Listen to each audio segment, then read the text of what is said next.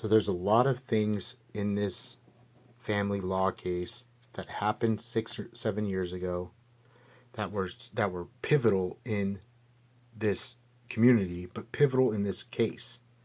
And the reason why I show little bits and pieces of all this different information is because I'm trying to show it to law enforcement or federal law enforcement to have an investigation, or not even investigation, just basically to arrest the people that are involved in the abduction of my children. Because local law enforcement is corrupt, and I've showed them this information and they won't do anything about it. As well as the district attorney's office, I've showed this information and they haven't done anything about it. And not only that, but the Shasta County District Attorney's Office just arrested me and put me in jail again because I was trying to talk to the State Attorney General's office. And they say, the DA says, there's not enough evidence of forgery, there's not enough evidence of abduction, that my kids are fine up here, they're not getting molested, they're not getting abused, everything's fine, and they all blame me.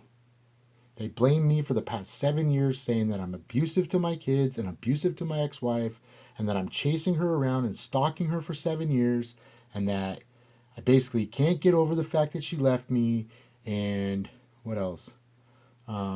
Extensive criminal record, violent history and violent past. What else? My kids don't love me. They don't want to live. They don't want to live with me. Her new boyfriend is the greatest guy in the world, right? All those things that have been said about me in my community in Shasta County, right? Just over a family law case, these allegations or these accusations have ruined my life, destroyed my reputation, destroyed my career, destroyed my family, my life, my friends, destroyed my kids. Literally, like, destroyed my reputation, my credibility, my character. All these things are based off of allegations and accusations against me that never happened. Okay, and then the Shasta County Superior Court the judges that are involved in the family law case, and the judge that's involved in the criminal case against me, and the district attorney's office are the ones that are controlling that narrative from the very beginning. They've controlled that narrative from the very beginning, saying that they filed a domestic violence restraining order up here in Shasta County, and that I violated that restraining order. And the reason why I came up here was to get my kids and bring them back to Sacramento, because we lived in Sacramento and I had custody. And that was a huge argument a few years back, because they were saying that I was trying to get custody of my kids and take them from her, and that I was abusive to her. And that never happened. I'm not saying that we didn't have a bad relationship, but I'm saying that the time that they're talking about, and the year that they're talking about, that this never happened. None of the things that they're saying in Shasta County happened in my life or her life. It was all made up and said because I filed for custody in Sacramento County, and I was granted custody orders in Sacramento to bring my kids back down there, and they didn't allow me to do that. They arrested me for violating a restraining order in Shasta County. And we don't live in Shasta County, or we didn't live in Shasta County at the time. We had a house down in Sacramento. I had a job. My kids were going to school. And by law, the county that you live in is the county that you file your paperwork in for custody or child support. And that makes sense. Like, basically, you're not going to go to some other county and file paperwork and have the judge grant it. So all these things are very important in this case. And what I'm doing is I'm breaking down the things that are being said about me at this point now in time, as well as the evidence that I have to prosecute these people, because this is human trafficking, and this is abduction and kidnapping, and this is crimes against children and crimes against humanity. Right? There are some corrupt individuals that work in local government positions in Shasta County that are destroying families and putting people in jail and taking their kids and adopting them out illegally. So I want to go through this really quick, but I'm just going to break down kind of why I know for a fact that I filed the paperwork down in Sacramento County, that the paperwork in both counties has been forged and altered, and that the reason why she filed a restraining order against me was because I had filed custody first. Okay, so right here, it's a bank account information. This is our joint bank account. She left Sacramento on October 4th, all right? And she went up to to stay at her mom's. And basically, we were arguing for the past few weeks about all kinds of shit. And she went to her mom's and basically said she wanted some time. She'd had pulled the kids out of school for like 2 weeks, man. And the Roseville School District was calling me and telling me that my kids hadn't been to school in 2 weeks and that they were going to file a report, you know. And I was calling her and she wasn't answering the phone. So on October 5th, I filed for divorce and custody. 10-4, my divorce paperwork. It was $200. We have a joint bank account. She got an alert on her phone saying that I was paying this $200. She called me crying and asked me why I was filing for divorce. And I told her I was sick of tired of her leaving with the kids, taking off, not talking to me, not telling me what's going on, not answering the phone. This is now probably she's been doing this with my kids like the whole time we were married, and we were married for 10 years. And what she does is every time we get into an argument or fight, she picks the kids up and takes off and won't answer the phone. She uses my kids as manipulation to get me to do what she wants, or or to make me feel bad, or beg her to come home. And this time I was sick and tired of that shit, and so I filed for divorce on the 5th. Okay, that's important. These are phone records. Okay, I got these phone records from Verizon right after she left. Basically, I wanted to know what the hell was going on, and if she was talking to, if she had another boyfriend or something, if she was talking to him. So this is her phone number right here. It's not connected anymore, obviously. Verizon, right? And luckily, and this is important for me right now in this case, is luckily it'll show you the location of where your phone calls are coming in and out, right? And the time and date, right? Very simple. It's not me tracking her location or anything like that or stalking her.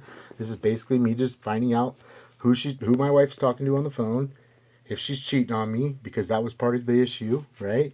And this was done years and years ago, okay? But luckily for me at this point, it shows her location. Okay, so on the 4th of October, just like the bank account said, right? She's in Rio Linda, where we lived at, in Sacramento, right? Goes all the way up until she hits Zamora and Arbuckle. Zamora, 10-4. So that's the date that she's going up to Redding, October 4th, okay? Now she's in Redding. The next time she used the phone, 10-4, right? She's up there about 8 o'clock at night. This is the 5th, right? This is literally the 5th, the day that I filed for the divorce paperwork, right? So, does she call me? Is my phone number on here on the 5th?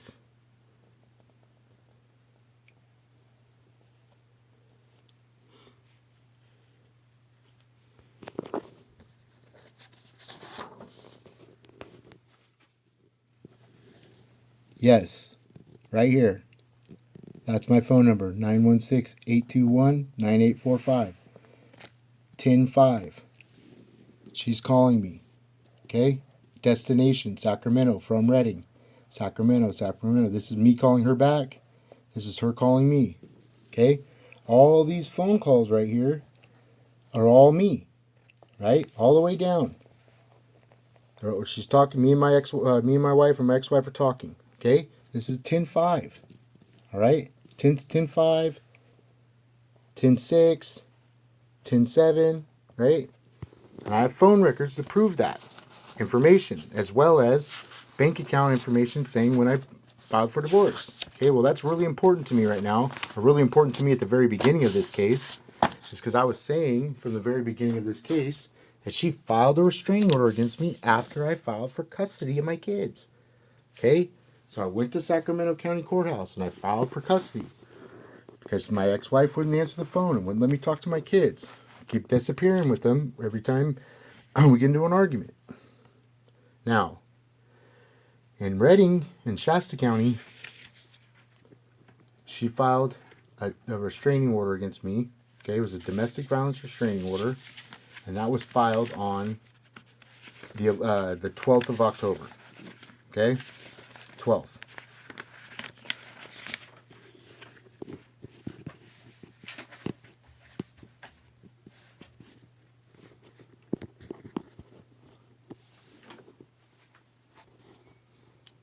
Here's that court order. Request for domestic violence restraining order. Here's the date, October 11th, right? I have the other one that's signed by the judge. It's the 12th, okay, of October. And what's happened and what's been happening in this case since the very beginning is originally there was an argument over who filed first the paperwork. Because in California, it's called a first to file state. And the reason why it's a first to file state is because there's been women and people and people filing restraining orders against people after they file for custody. I swear to God, this is why this law is in place. And so they call it a first to file state. So it's basically the first person that gets down to the courthouse and files paperwork. That person is the custody holder. Okay, child support and custody. And then after that, you go to court, and they determine visitation as well as parentage and how much child support is and divorce and all that. It's a first to file state, and that's a law. Okay, so there was an argument over who filed court paperwork first. The paperwork that I filed in Sacramento County was filed on the 14th. Okay, and so in Shasta County, originally the paperwork was filed on the 20th of November, 2016. And then there was a huge argument over jurisdiction and a huge argument over custody of my kids. And that date got changed after I got arrested, and it got changed to the 12th. Okay? Then a few years later, the restraining order from Sacramento County that was filed on her behalf was filed allegedly on the 11th, okay, supposedly on the 11th in Sacramento County, which honestly I believe that Sacramento County was sick and tired of arguing with them, and so they probably filed something on the 11th, is what I would imagine, right? And then Shasta County did the same thing. Okay, this is funny because this is two counties literally arguing over jurisdiction of this case back and forth. And so Shasta County did the same thing, and they backdated theirs to the 11th. Well, the other issue is that this paperwork originally was filed on like the 20th of November. But anyways, this got changed to the 11th. This is the restraining order that's filed in Shasta County. It's a request for domestic violence restraining order. That was after I had filed custody of my kids in Sacramento County, and she went and filed a restraining order in Shasta County. Okay, so I could go through all the things that were said on the restraining order. I mean, that's not really relevant at this point. We'll go over that, I guess, in another video. This right here, this I do not trust his emotional state at this time. Like none of this paperwork was filled out at the beginning of this case. This is all done later, and this is actually not her handwriting. And believe it or not, like just from the handwriting, like from right here, okay, to like right here, right? Like look at the difference in the handwriting, right? To like right up here. Like if there was a handwriting expert, you would be able to tell that this is different handwriting. But not only that, I mean, it's extremely different. It doesn't even look the same at all. And I noticed a lot of those things were happening in this case, and that basically the documents and paperwork were being forged. Here's the biggest clue right here. This is typed in, okay, and then they changed the date. You can't even see the date of when this was filed originally, or why it was changed, right? And then this is the signature for that court order. This signature right here is supposedly my wife's signature for this request for domestic violence restraining order. Right, so here's their request for domestic violence restraining order. Her name, right? This is not her address. That's her mom's address. So that's another thing, right? This should be all Sacramento County jurisdiction. And this is when it was supposedly filed. Okay. Now, this is supposedly her signature. It's not her signature. Not her signature at all. Not her handwriting. Not her signature. This is more like my wife's handwriting right here. That would be like, that's pretty much more like hers. I've kind of gotten used to, seeing her handwriting after the past few years.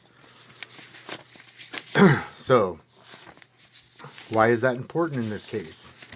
Why is that signature right there important in this case? Well, because this domestic violence restraining order, it's filed in Sacramento County for notice of hearing for Kendra for a court date on the 28th. Okay, for this case number right here, which didn't exist until after I got arrested and thrown in jail.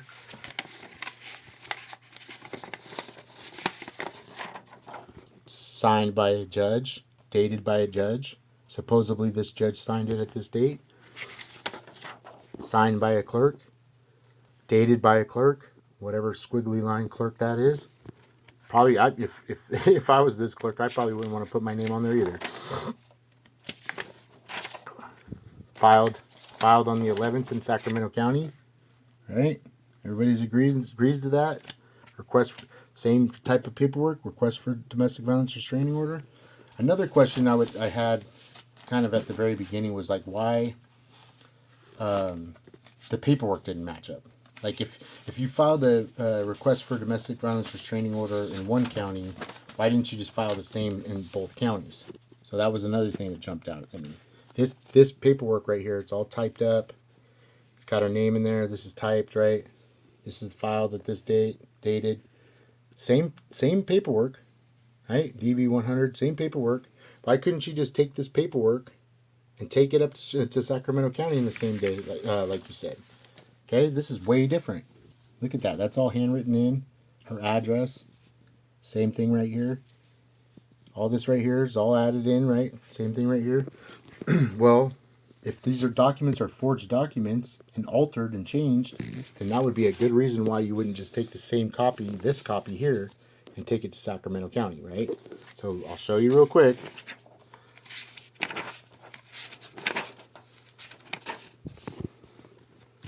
And then when you get into like what the documents being forged, okay, and then you start getting into the comments that are being said and what's being said about me and the allegations that are said about me, okay, it gets really creepy, but like really intense, because this description of what I did to her has dictated my life, has ruined my life, okay? And it says basically I grabbed her by the face, and demanded I get up, proceeded to punch me in the face, in the head, and the eyes, gave me a bloody nose. He raped me, made me orally copulate him, and strangled me. He then urinated on me and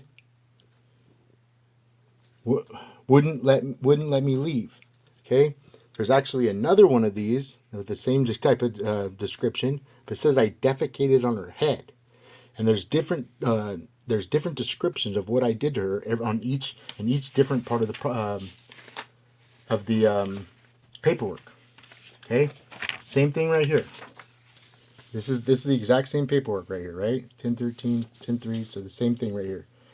Abuse take place in bedroom, closed behind doors. It says right here, Jacob's side woke me up, off the bed, grabbing my face, demanding me I get up. He pounded me, or proceeded to close fist hit me in the face. He also punched me in the nose and pulled my hair. He made me orally copulate him and strangled me. Also raped me. He wanted Oh, he wouldn't let me leave. Okay? Bruises, arms, chest area, black eye, bruised nose. Okay? Told me I was a whore, right? All these bad things, negative things that are said about me. Okay? And the problem that I have with this is that this didn't happen. But not only that, but this has been used to kidnap my kids, abduct my kids, and the fact that my kids have been up here for 6 years getting abused, and I can't get them away from this area. I've tried hundreds of times to take them back to Sacramento, and they won't let me because of because this right here, it's a domestic violence restraining order that was filed in Sacramento County that's forged. Okay, so let me show you real quick. 1011, Kendra Snyder, right? Look at the signature, okay?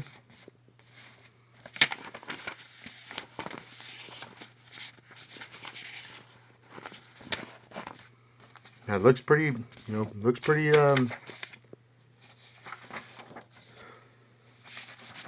pretty self-explanatory, right? Look at that signature.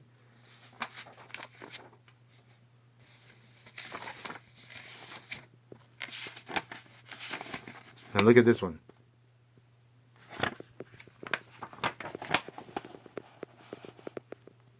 That's not even close to the same. It's not even the same K. Doesn't look the same S, nothing, none of it. That looks like a squiggly line. I've never seen Kendra. Kendra has really nice penmanship. She writes really neatly, and she also spells every word correctly. She used to get on me when we text message back and forth about pronunciation or punctuation and pronunciation and correct spelling. So every text message I've ever gotten from my wife since we were married for 10 years, I mean, think about that. For 10 years, every text message I ever got was correct spelling. Okay? And I've always seen her do her signature really pretty. This is somewhat similar to her signature, but it's very close. That would be more my guess that this one was correct, but this one, never. I've never seen anything like that. It's not even a K. It's not an S. It's just a squiggly line. And then the way that this was written out, okay, see, it's not the same. Not the same at all. Okay, look at the way that the date is. All right, look at the 6. Okay, look at the 6 and the lines. Right now, look at the 6. Way different. Right? I'm not a handwriting expert, but I mean, I've looked at these documents for the past 6 years of my life because it's the reason why my kids are abducted and beaten and abused and threatened and can't leave the area. Now my oldest son's 15 years old, and I'm pretty sure he's either in juvenile hall or in a mental hospital or out of the state somewhere, maybe illegally adopted out because of these forged documents. Okay, they've used these documents and this storyline and this excuse, right, to kidnap my kids, all the way from the very beginning.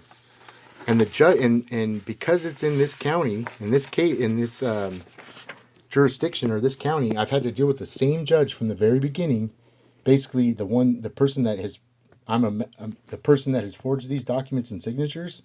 Okay, the person that's aware of it and knows that it happened, and used those documents to control the outcome of this case is the same judge I've been arguing about, or arguing with or fighting with over jurisdiction and custody of my kids. This case number being stamped over the top of this date and stamp, I've never seen anything like that before. When you go to Sacramento County and you file paperwork, like they're very clean with it. Like this being outside the box and stuff like that, I mean, I don't know. I've never really seen it, because they sit there and they go through the paperwork with you right there at the window. They go over each page, and each page that needs to be dated and signed, you do that in front of them, and they date it right for you, right? So this usually is just like a perfect little box, like right in there, and they usually like line it up. I mean, I don't know if you're a court clerk and that's all you do all day is documents. I would make sure that mine would look neat or clean, just so it could be legible. But then having it over the top of this, like I've never seen that before. And then why would you have two different ones just stamped? Well, that gets more interesting later on, because there's documents that are stamped with different dates, like multiple times. So here's another signature that's supposed to be my ex-wife's. Okay, see how the handwriting is, and see how this is. Now what's odd is that this is all the same package of paperwork. Okay, this is all the same package of paperwork, and look at the difference in the signature right there. That's completely different. Like I was saying, the date, look at the date. Okay, look at the date. The 6 might be a little, might look a little familiar, right? And that might be right, you know. But look at the K, the E, and the N, the R. And like look at how it's like goes big K and then like smaller letters, and then this one's more like all the same font, right? That's forgery. That's documents that are forged. Look at the signature. Okay, look at the signature. That's way different. I mean, that's not a K or an S. It's not a K, S, or anything else. That's not a K and an S. That looks nothing like this paperwork right here, or this. I'm sorry, this signature right here.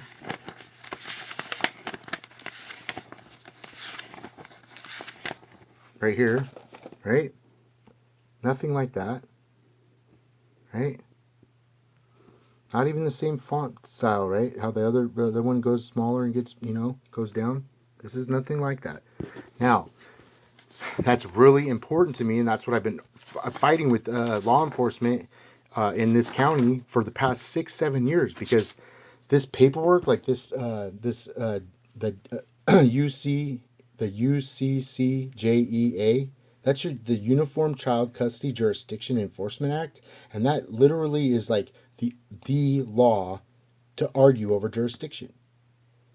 And because of a domestic violence restraining order, and because and all these nasty things have been said about me, basically the biased opinions and discriminatory remarks, right, have been used to justify violating the law, basically.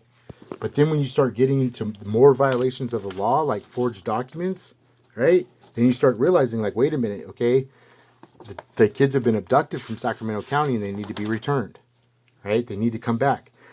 This is another thing too, is when the paperwork is dated, right? When you don't usually handwrite your date into the where you sign. Okay, same with the judges usually. Now this I checked this signature in this. I mean, this looks pretty similar to the other one. Okay, the date, maybe he didn't have to date it or have it stamped, but when you sign your name, the court clerk right in front of the court clerk, you sign and date, and she dates it for you. So that date right there would have been dated by the court clerk, typically. Okay, so the fact that none of that's done that way, okay, to me, you know what I mean, and then all the signatures, right, like to me, and I'm sure everybody else in law enforcement and attorneys and judges, this document right here, that was filed in Sacramento County, right? This document right here on the 11th, right here, is illegal. Doesn't work. It's not proper legal process to filing court paperwork. It's not filed legally, and it's not filed with the right proper signatures. Okay? Now, immediately, how I would look at these things, or like if I was a detective or investigator, prosecutor, if I seen somebody with forged documents and signatures, and they were using that for custody, I would have them arrested for abduction immediately. And anybody who helped her fill this out or turn this in, I would arrest them for abduction. But then not only that, is if somebody was using this to control the outcome of this case and custody of 3 children, and they were basically using this the entire time to argue over jurisdiction, I would have them arrested. And I don't care if it's a judge or or a congressman or a priest or a nun. If you're using these documents to control the outcome of this case in custody, then that is abduction. And then when you get into where My kids are getting abused and sexually abused up here and sexually assaulted. And everybody's arguing over jurisdiction and arguing over this paperwork. And everybody's arguing over custody of my kids. And I'm keep getting arrested. Every fucking year I get arrested. More every time. I bring this shit up, right? I get arrested again. Last year they arrested me for child abuse. I never fucking hurt my kids, ever. I'm 43 years old, and my oldest son is 15 years old. So that means the entire time of his life, he's 15, nothing ever happened to him. And there's never been any abuse or neglect. And last year I got arrested for abuse, child abuse, because I contacted the state attorney general's office. And the reason why they put me in jail for the abuse was ridiculous. The police report said it was that my son stepped on a nail. God bless.